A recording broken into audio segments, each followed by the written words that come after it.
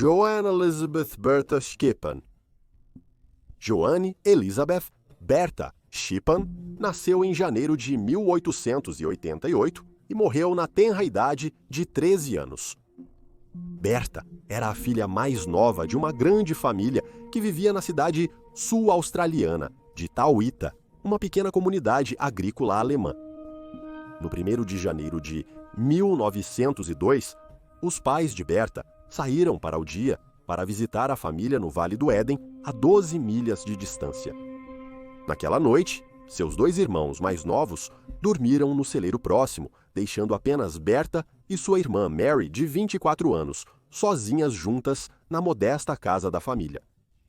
Segundo Mary, às 22 horas, naquela noite, ela acordou para encontrar um homem barbudo deitado sobre seu peito. Após uma breve luta, ela conseguiu se libertar e escapar da casa, deixando sua irmãzinha para trás. Um de seus irmãos mais novos notificou o policial local, mas quando eles retornaram, Bertha foi encontrada morta. Ela havia sido brutalmente esfaqueada aproximadamente 40 vezes. A investigação sobre o horrível assassinato da jovem de 13 anos foi liderada pelo legista local, Dr. Ramsey Smith, e foi realizada logo após a descoberta de seu corpo. Havia muita suspeita em torno de Mary, dado que ela era a única testemunha do homem barbudo e a única na casa naquele momento com Bertha. Não apenas isso, mas não havia evidências de que o homem estivesse na casa, ou mesmo que existisse. Uma extensa busca policial não encontrou pistas sobre a identidade do homem ou indícios de que ele estivesse na casa. Isso levou à acusação de Mary. O julgamento dela começou em março de 1902. Mary era inteligente, contratou o melhor advogado do estado, que conseguiu convencer o júri de que as evidências contra sua cliente eram, no máximo, circunstanciais. O júri levou 2 horas para retornar com seu veredito e Mary foi finalmente absolvida do assassinato de sua irmã. No entanto, Mary não era a única suspeita no caso de Bertha. A mídia local especulou que o pai delas era responsável pelo crime devido à sua conhecida história de violência. Outros sugeriram que o namorado de 21 anos de Mary, Gustav Nischke, era o responsável. O casal estava namorando há 1 ano. O pai de Mary, Mattis Shippen, já havia disparado tiros contra Gustav, ferindo-o e deixando-o retirar chumbinhos da perna. Supostamente, ele também havia assassinado um comerciante ambulante, e Bertha havia presenciado isso. O suposto motivo de Mattis para assassinar sua filha é que ela havia ameaçado contar às autoridades o que sabia sobre esse homicídio. Gustav tinha um álibi para a noite em que Bertha foi morta, mas suspeitava-se que se ele ou Mary tivessem matado a menina de 13 anos, seria porque ela poderia ter ameaçado expor o relacionamento do casal ao seu rigoroso pai. Enquanto isso, argumentou-se que Mattis não poderia ter feito a viagem de 20 quilômetros de volta para casa a partir do Vale do Éden, pois estava escuro e o terreno era imprevisível. Após sua absolvição, Mary viveu sua vida como uma reclusa e nunca se casou. Ela era conhecida como a Dama Cinza, pois usava um vestido e chapéu cinza e frequentemente vagava sem olhar para ninguém. Ela faleceu em 1919, aos 41 anos, após sofrer com tuberculose. O assassinato de sua irmã, Bertha, continua sem solução mais de um século depois. O assassinato no Salão Pison. A Casa Providence, na vila de Pison Hall, Suffolk, tornou-se o cenário de um dos assassinatos mais frios da Inglaterra, quando, em 1902, uma jovem chamada Rose Harzant foi brutalmente esfaqueada e deixada para morrer. Ela tinha apenas 22 anos e estava grávida de 6 meses no momento de seu assassinato. Em 31 de maio daquele ano, Rose Harzant, uma criada na Casa Providence, recebeu uma carta anônima pedindo que ela se encontrasse à meia-noite. Rose foi, mas ela nunca mais voltou. Seu pai, William, foi à Casa Providence na manhã seguinte. Ele encontrou a casa silenciosa e tranquila ao percorrê-la. Quando entrou na cozinha, ele tropeçou no corpo ensanguentado de sua filha, deitada no chão da cozinha. O fim da vida de Rose foi violento. A garganta dela havia sido cortada, havia cortes nos ombros e no peito, o rosto e a mandíbula estavam machucados e ela tinha feridas nas mãos que sugeriam que ela tentou se defender do agressor. O camisolão da menina estava chamuscado. A princípio, as autoridades pensaram que ela havia tirado a própria vida, ou que tudo havia sido um acidente, que ela havia caído da escada e se cortado na lâmpada de óleo quebrada, que por sua vez havia incendiado seu camisolão. No entanto, após investigar o quarto da Rose, eles encontraram a carta anônima e também ouviram rumores que sugeriam que Rose estava envolvida com um homem casado.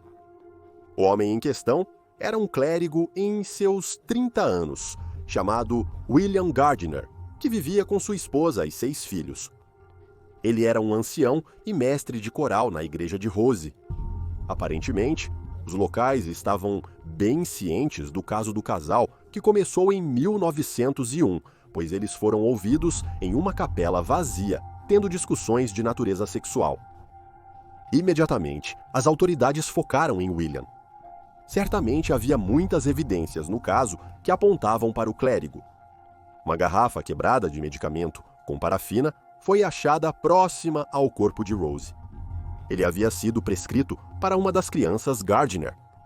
Acreditava-se que a caligrafia na carta anônima correspondia à de William, e a polícia encontrou uma faca ensanguentada em sua casa, embora ele afirmasse que o sangue era de coelho, não humano.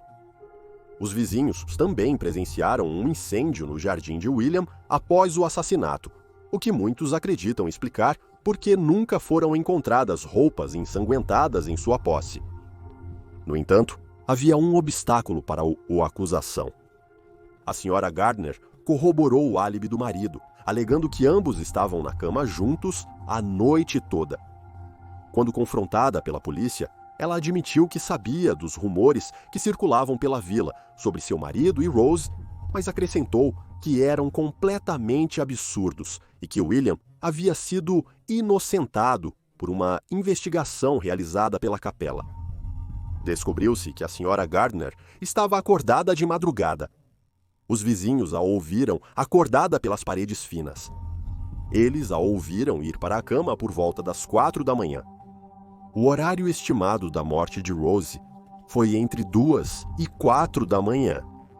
Isso levou muitos a acreditar que a senhora Gardner foi a verdadeira assassina, que realizou o brutal assassinato em um acesso de raiva e ciúmes e talvez tenha sido desencadeado ao descobrir que Rose estava grávida.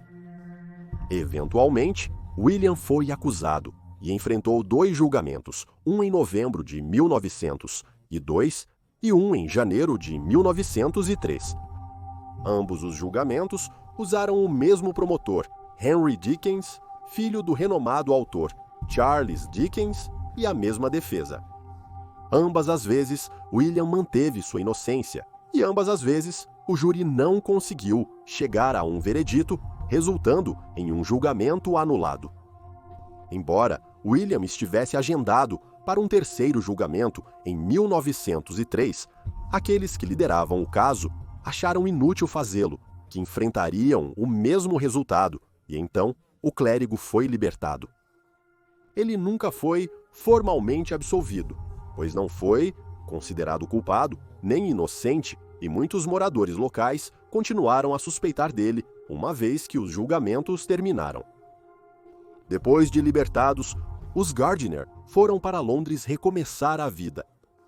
William morreu em 1941, e a família de Rose Harzant nunca recebeu justiça no caso de assassinato de sua filha. O assassinato na estação de trem de Links Green.